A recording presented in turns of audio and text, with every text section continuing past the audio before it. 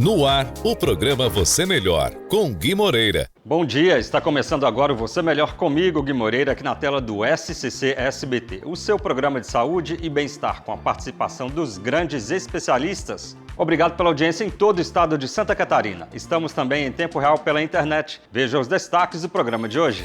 Conheça os vários tipos de métodos contraceptivos com a médica ginecologista doutora Bettina Closer Fugante.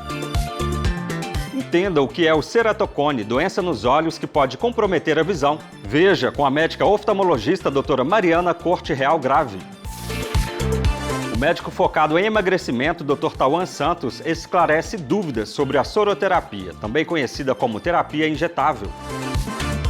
Sobrecarga muscular, problemas posturais, inflamações podem dar origem à dor. Entenda com a fisioterapeuta integrativa Gabriela Zanon.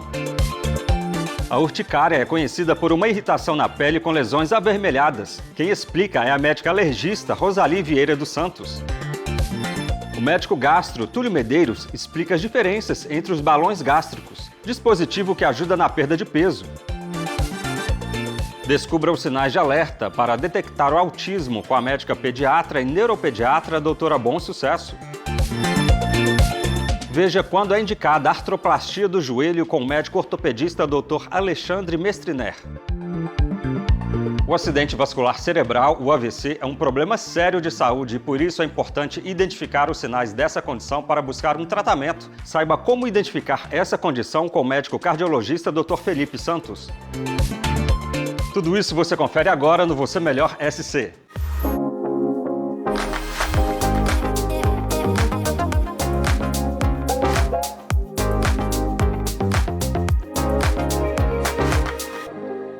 Quando se fala em métodos contraceptivos, logo vem em mente a pílula do dia seguinte e a camisinha. Mas também existem outras opções para evitar uma gravidez. Mas é preciso consultar um especialista para avaliar qual a melhor opção seguir, segundo orienta a médica ginecologista doutora Bettina Closer Fugante.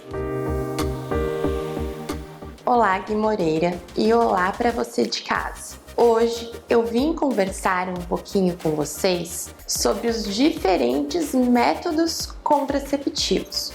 A maioria das mulheres conhecem apenas a pílula e a camisinha como métodos para não engravidar, mas atualmente existem diversos tipos, cada um que se adapta melhor a um tipo de pessoa. Vou começar falando sobre a camisinha, a feminina e a masculina. Elas são métodos de barreira, ou seja, evitam a entrada do esperma no útero e, como benefício, também diminuem o risco de infecções sexualmente transmissíveis. E quando usados de forma correta, têm uma eficácia de até 98%. Existem as pílulas anticoncepcionais. Hoje em dia é o método mais popular por causa da sua variedade de hormônios, existindo mais de 100 tipos diferentes no mercado. Tem como benefício, num geral, a melhora da pele, TPM, cólica e regularidade do ciclo.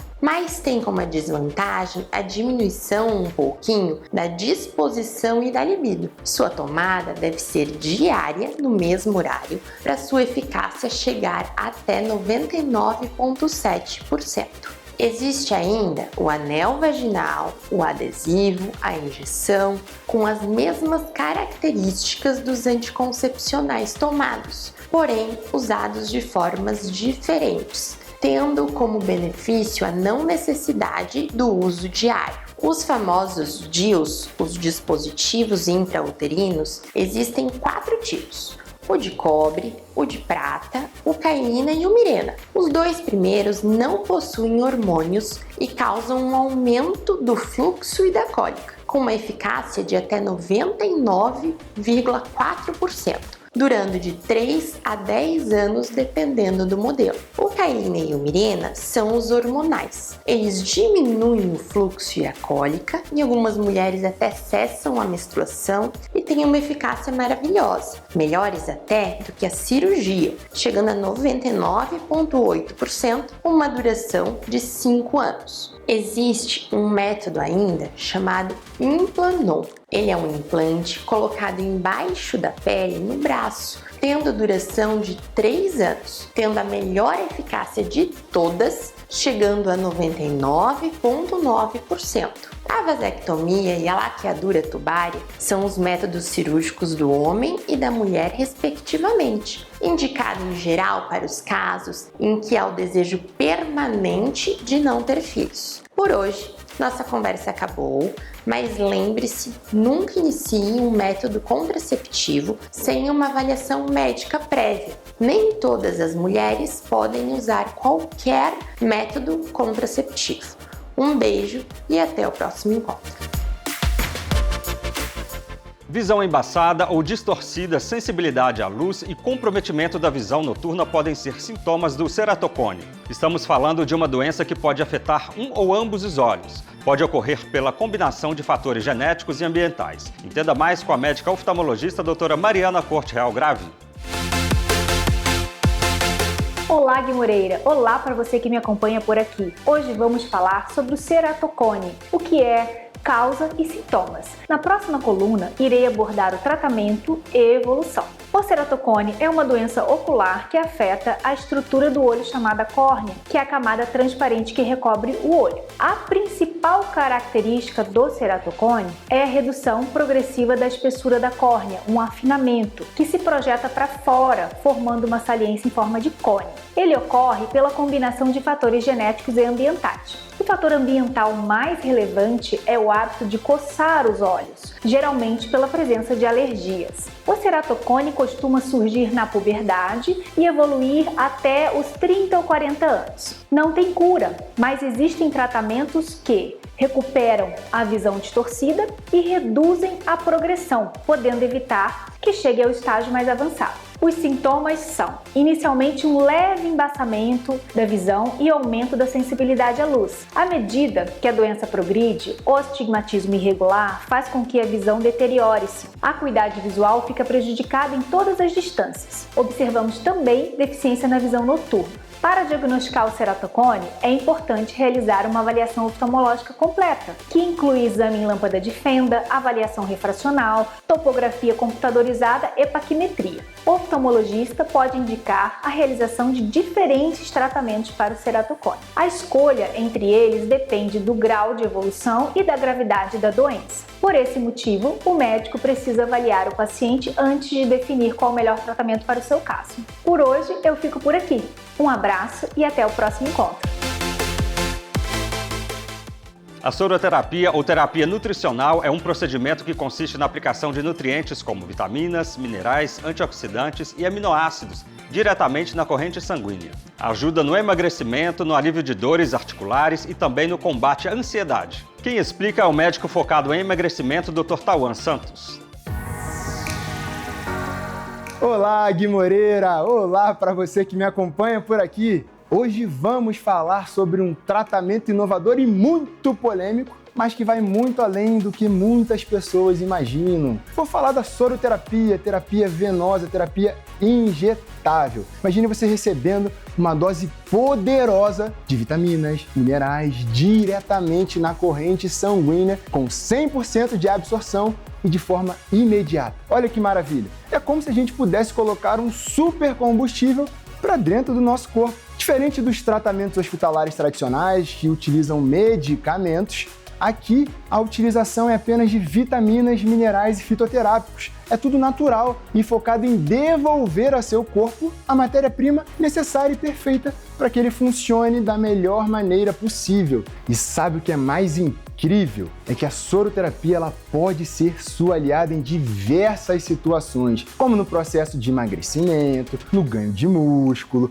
na detoxificação e limpeza do seu organismo, para repor os nutrientes que estão baixos, vai ajudar na digestão, no alívio daquelas dores também e até ajudar no combate à ansiedade e melhorar o sono. E eu vou confessar uma coisa para vocês aqui, que eu me sentia muito cansado e completamente sem energia, com estresse lá no alto. quando eu fui me avaliar, quando fui avaliar minhas vitaminas, eu percebi que a vitamina D, a vitamina B12, a testosterona estavam lá embaixo, lá no pé. Foi aí que eu comecei a repor em 2018 e acredito que alguma coisa mudou, porque eu tô sempre hoje nos 200% animado e pronto para transformar cada vez mais a vida das pessoas por meio da saúde. Muita atenção aqui agora, meu povo.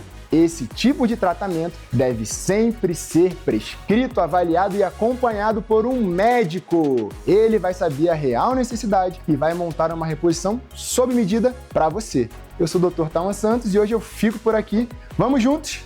Até mais!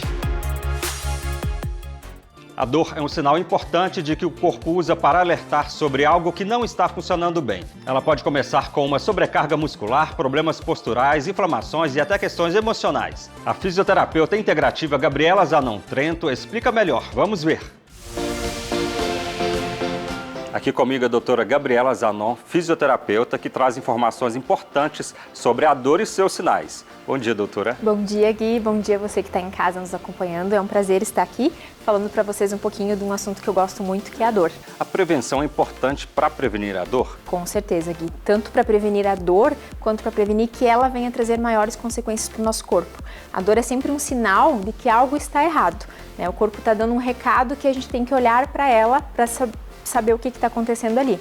Se você não buscar a causa, essa dor pode piorar. Pode se transformar, por exemplo, uma inflamação crônica, que é a base das doenças crônicas, como obesidade, hipertensão arterial, diabetes, tantos outros problemas de saúde. Certo. E que tipo de prevenção devemos ter? Tanto para termos dor, quanto para que essa dor piore ou que tenhamos outros problemas de saúde, hábitos bons de saúde são a base para tudo, né? Sono adequado, o sono de reparador, que a gente fala, é fundamental tanto para tratar uma dor quanto para prevenir que ela apareça. Uma boa digestão, né? Um sistema digestivo que funcione bem, um intestino regulado. Tudo isso é importante também para que o nosso corpo absorva nutrientes e elimine toxinas. Água, ingestão de água e alimentos saudáveis, evitar toxinas, né? Evitar alimentos contaminados, evitar alimentos que não façam bem para o nosso organismo. Exercício físico, né? É fundamental, o movimento é muito importante para o corpo e um equilíbrio emocional, né? E aí, o que cada pessoa vai se encaixar vai depender da avaliação individualizada dela. Que tipo de exercício, que tipo de alimentação, tudo isso depende de uma avaliação e de um protocolo individualizado para o paciente. E no caso da dor, sempre será um aviso? Sim, muitas vezes a dor é um aviso, muitas vezes ela aparece cedo, né? Mas muitas vezes ela aparece muito tardamente, como em algumas doenças mais graves, por exemplo, a dor aparece muito depois. Então, a gente tem que se atentar a outros sintomas também, né? Por exemplo, um intestino que não funciona bem, uma enxaqueca, uma má digestão, um sono que não está sendo reparador, acorda cansado, não consegue dormir. Tudo isso são sintomas que podem vir até antes da dor para nos falar que tem alguma coisa errada e que a gente tem que organizar esses sistemas corporais. E qual a importância da abordagem integrativa nesse caso? Como a causa da dor ela é fundamental para um bom prognóstico, para um adequado diagnóstico e um adequado tratamento para o paciente, a abordagem integrativa justamente vai fazer essa avaliação individualizada e integral da pessoa, do paciente, né? Buscando a origem, a raiz do problema dele, não só a consequência. Ou seja, pode ter às vezes uma hérnia de disco, pode ter uma tendinite, que já é um problema físico ali, né? Um problema estrutural, mas que o que levou àquela sobrecarga? Pode ter sido um trauma, mas pode ser que o paciente já venha com algumas compensações de outros sistemas corporais. Por isso que é muito importante a gente, né, prevenir e fazer uma avaliação integral, né, para saber até para onde direcionar depois, para que outro profissional, para que o tratamento seja completo também. Para finalizar, a educação e o autoconhecimento também é importante? São fundamentais, Gui. Por quê? Porque se a gente entende logo que tem alguma coisa errada acontecendo com o nosso organismo, se a gente está atento aos sinais e aos sintomas que o corpo físico ou emocional dá, a gente já começa a olhar para aquilo e o corpo vai se organizar mais rapidamente. Diferente de quando eu deixo tudo acontecer, eu encho lá o copo d'água, ele transborda e eu tenho que começar do zero. Então, se você tem autoconhecimento e uma educação de hábitos do que o meu corpo precisa, o que eu posso, o que eu não posso, o que eu devo, o que me faz bem, o que não faz bem, vai ser muito mais fácil a gente se organizar quando acontece alguma coisa. Gabriela, muito obrigado pela sua participação aqui no Você Melhor. Eu que agradeço, Gui, agradeço a você, agradeço o pessoal do programa Você Melhor e do SBT pelo convite. É um prazer sempre falar do que a gente gosta e do que a gente trabalha no dia a dia, né? Se quiserem me acompanhar nas redes sociais, lá eu dou algumas dicas de saúde, algumas dicas de cuidados que vocês podem ter. Também tem os meus telefones para contato. Se tiverem alguma dúvida, podem chamar lá. E um ótimo domingo para vocês. Conhecida por uma irritação na pele que se caracteriza por lesões avermelhadas, a urticária pode indicar doenças conforme o tempo de duração. Se os sintomas persistirem por até 6 semanas, é caracterizada como uma urticária aguda e, permanecendo após esse período, passa a ser crônica. Entenda melhor com a médica alergista doutora Rosali Vieira dos Santos.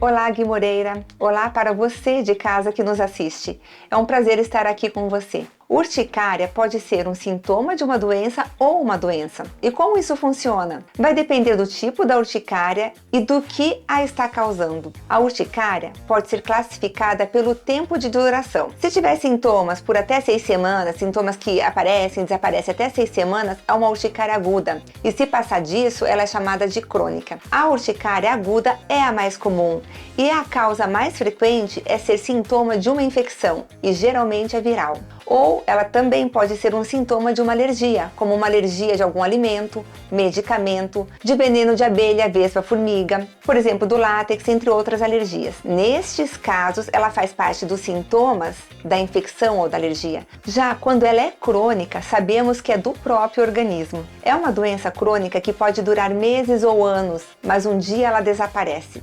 Essa doença crônica, ela pode ser espontânea, que aparece, como o próprio nome diz, espontaneamente, ou ela pode ser induzida por algum estímulo, que geralmente é físico, como a urticária ao calor, ao frio, de pressão, vibratória, de contato, solar, por fricção, quando se assim, arranha a pele e ela levanta o vergão, pelo aumento da temperatura do corpo, pelo contato com a água. E pode acontecer mais de um tipo de urticária ao mesmo tempo. As urticárias crônicas, elas interferem demais na qualidade de vida e pode até ser fatal, como a urticária ao frio. Hoje fico por aqui e nosso próximo encontro vamos falar se a urticária tem cura ou não.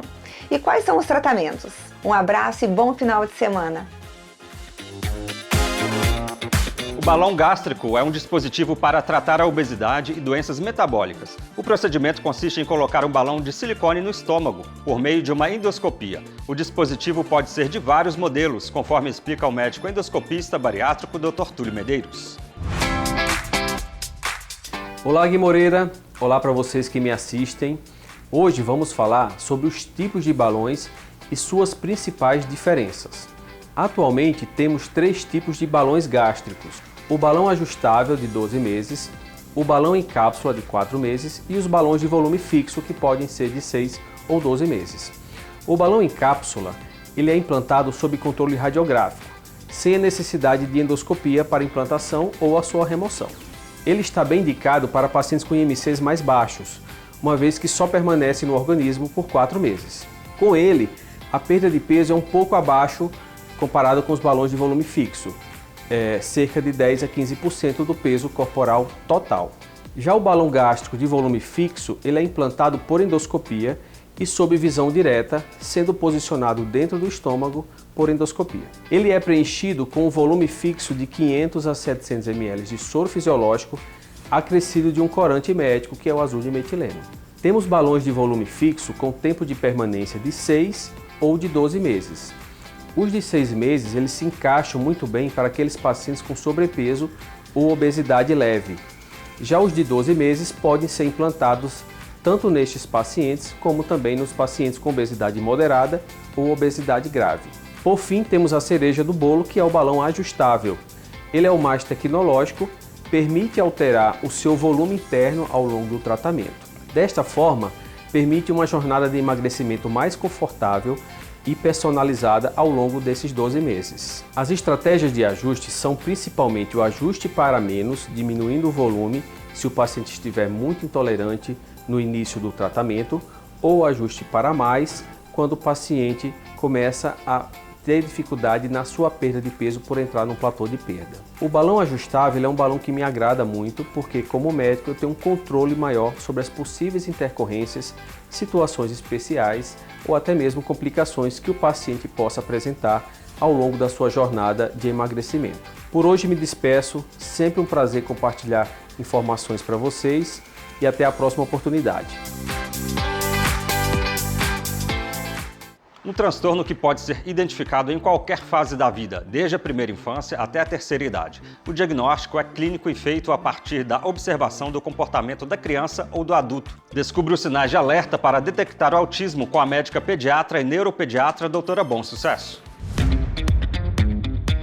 Aqui comigo é a doutora Bom Sucesso, pediatra e neuropediatra, e ela vai falar de um tema super relevante, que é o autismo. Bom dia. Bom dia, gente. É um prazer estar aqui com vocês para falar sobre o autismo, que é um tema muito prevalente que preocupa tantas famílias na atualidade. Doutora, para começar, conta pra gente uma dúvida muito comum, né? Qual a idade para o diagnóstico do autismo? O diagnóstico do autismo ele pode ser feito em qualquer idade, desde a primeira infância até em pessoas idosas. E existe algum exame para diagnosticar o autismo? Na verdade, não existe nenhum exame complementar capaz de fechar esse diagnóstico. O diagnóstico ele é clínico, baseado na experiência do médico em observar os comportamentos que a criança ou adolescente vão ter, que vão se enquadrar nesse diagnóstico. Outra dúvida, como é feito o diagnóstico? Muito interessante essa pergunta, Guilherme. O diagnóstico, ele é preciso que o paciente, a criança, adolescente ou até mesmo adulto, ele apresente comportamentos repetitivos, interesses restritos e uma dificuldade persistente da comunicação e da interação social. E que esses comportamentos tragam prejuízos sociais, familiares, laborais, escolares. Existe um documento da Academia Americana de Psiquiatria que traz vários exemplos pra gente sobre esses comportamentos e que nos ajuda realmente a concluir esse diagnóstico. Agora, tem muitos pais, muitas mães assistindo a gente agora, doutora. Quais os sinais de alerta aí para o autismo? Sinais de alerta são alguns deles muito importantes. O contato visual não sustentado, o atraso da fala, uma pessoa que ela não consegue entender o contexto social, questões sensoriais, seletividade alimentar, a pessoa que tem uma pouca expressão facial e ou corporal e a predileção, às vezes, pelos mesmos brinquedos, por peças pequenas dos brinquedos. Se seu filho, seu vizinho tem algum desses sinais, vocês devem procurar ajuda. Agora, doutora, para finalizar, tem muitos pais, muitas mães aí que tem essa questão da negação, né? Meu filho não tem autismo. Nesse caso, como que a gente faz? Na verdade, eu falo que conhecimento é poder. E você conhecer, entender o diagnóstico vai permitir gerar uma qualidade de vida e um prognóstico muito importante para esse paciente. Então, quebrem esse medo, essa negação e busquem ajuda, porque o futuro do seu filho vai depender da ajuda que você procura hoje. O futuro e o desenvolvimento, né? Com certeza. Eu conversei com a doutora Bom Sucesso. Doutora, muito obrigado pela participação aqui no Você Melhor. Eu que agradeço, Guilherme, é um prazer estar aqui com vocês, falando sobre esse tema tão importante que eu tanto amo cuidar, gosto de falar a respeito. Vocês podem acompanhar o meu trabalho nas redes sociais e espero encontrar vocês em breve. Um ótimo final de semana. Uma cirurgia de grande porte realizada para substituir a articulação por uma prótese metálica. O procedimento, que geralmente é recomendado para pacientes da terceira idade, proporciona melhora na qualidade de vida de quem sofre com a dor. Veja quando é indicada a artroplastia do joelho com o médico ortopedista Dr. Alexandre Mestriner. Bom dia, doutor. Bom dia, Guilherme. Bom dia, telespectador. Muito obrigado pelo convite. Para começar, conta pra gente o que é a prótese do joelho. Bom, a prótese de joelho é um procedimento cirúrgico em que é realizada a substituição da articulação. Então a gente troca uma articulação, no caso do joelho, numa articulação que já tem um certo desgaste, é acometida por uma doença degenerativa, que é a osteoartrose, né? Conhecida popularmente como artrose. É uma cirurgia que normalmente ela é indicada na terceira idade, pacientes mais idosos, em que os tratamentos menos invasivos já não têm mais a efetividade de tratamentos menos invasivos, como a fisioterapia, infiltrações e medicações. Agora reforça pra gente, quando a cirurgia é indicada? Normalmente ela é indicada nos pacientes da terceira idade, em que são acometidos com dor articular ou mesmo grandes deformidades, esse joelho que pode entortar ao longo do tempo. A gente vê muitas vezes na rua pacientes com dificuldades de andar, usa bengala, e que esses pacientes eles já não têm mais resposta a nenhum tratamento clínico, seja ele fisioterapia, analgesia ou mesmo infiltrações intraarticulares. Nesses pacientes que realmente a gente já não tem mais grandes opções para oferecer de qualidade de vida para o paciente, a gente acaba indicando a prótese total de joelho. Muita gente tem dúvida, né? Quais as vantagens do procedimento? Bom, a vantagem do procedimento principal é o retorno de qualidade de vida aos nossos pacientes. Esses pacientes que sofrem de dor crônica ou grandes dificuldades para caminhar, para atividades do dia a dia ou mesmo atividades físicas, sejam elas caminhadas leves, bicicleta, uma natação ou até mesmo a musculação, que já não conseguem mais realizar essas atividades livres de dor, eles sofrem muito. O objetivo último da nossa cirurgia é melhorar a qualidade de vida do nosso paciente. Para finalizar, conta pra gente como é feita essa cirurgia. Bom, essa é uma cirurgia considerada de grande porte, ou seja, o paciente ele é feito de forma hospitalar, o paciente internado, ele é submetido a uma raquianestesia, que é aquela anestesia que a gente faz um bloqueio da coluna, da cintura para baixo do paciente, ele é sedado, ele dorme durante o procedimento. Basicamente, a gente faz um corte grande na região anterior do joelho, o paciente não vai sentir dor, claro. Depois que a gente faz a nossa incisão na pele, o corte na pele, que a gente chega na parte óssea, basicamente a gente retira todo o tecido que já está bem gasto da articulação do paciente e a gente substitui por um implante que ele é feito de metal, né, uma liga metálica e uma parte de um plástico reforçado que a gente chama de polietileno, que vai fazer uma articulação artificial desse joelho. E aí esse paciente ele vai então melhorar da dor e muitas vezes dentro da própria cirurgia, se o paciente tem alguma deformidade associada, ou seja, se o joelho é torto, a gente também vai fazer o endireitamento, né? vai endireitar essa articulação para que o paciente consiga ter a efetividade maior no pós-operatório. Ou seja, a durabilidade é bem grande então desse procedimento. Ela chega a 95% em torno de 10 anos. Quer dizer, se a cada 100 pacientes realizarem o procedimento, depois de 10 anos, em torno de 95% ainda vão ter essa prótese funcionante. Ótimas informações. Doutor, muito obrigado pela sua participação aqui no Você Melhor. Muito obrigado, Guilherme. E muito obrigado a você também, telespectador.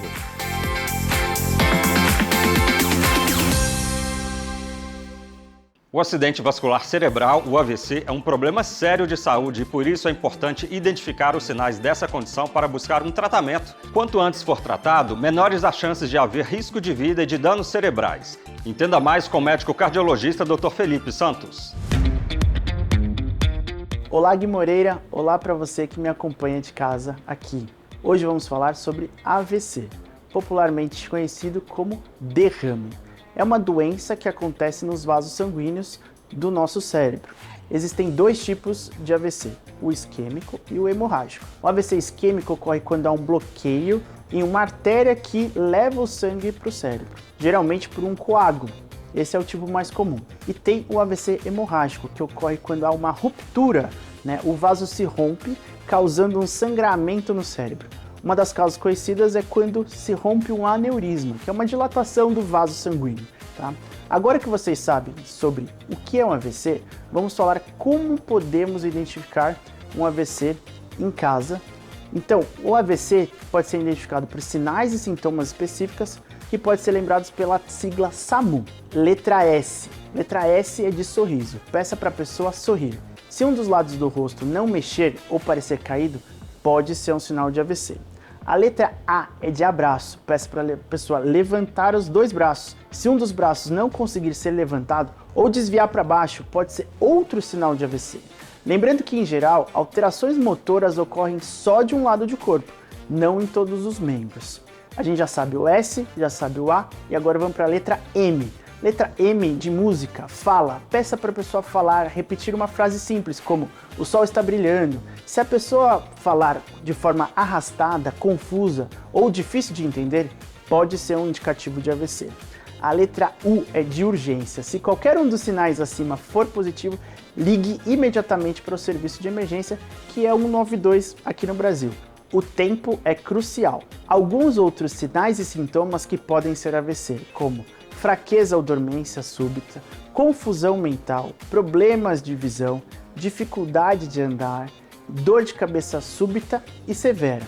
Reconhecer um AVC rapidamente e buscar uma ajuda de emergência imediata pode ser crucial para você salvar a vida do seu parente querido. Então, quanto mais rápido a pessoa receber o tratamento, maiores são as chances de recuperação e menor risco de sequela. tempo é cérebro. Bom, por hoje eu termino por aqui. Um abraço e até o próximo encontro. O Você Melhor SC de hoje vai ficando por aqui. Obrigado pela sua companhia e audiência em todo o estado de Santa Catarina. Acompanhe as nossas edições em Minas Gerais, Paraná e São Paulo. Para rever, escaneie o QR Code que está aqui na tela. Você Melhor, os grandes especialistas passam por aqui. Ótimo fim de semana, nos vemos no próximo domingo aqui na tela do SCC SBT. Até lá!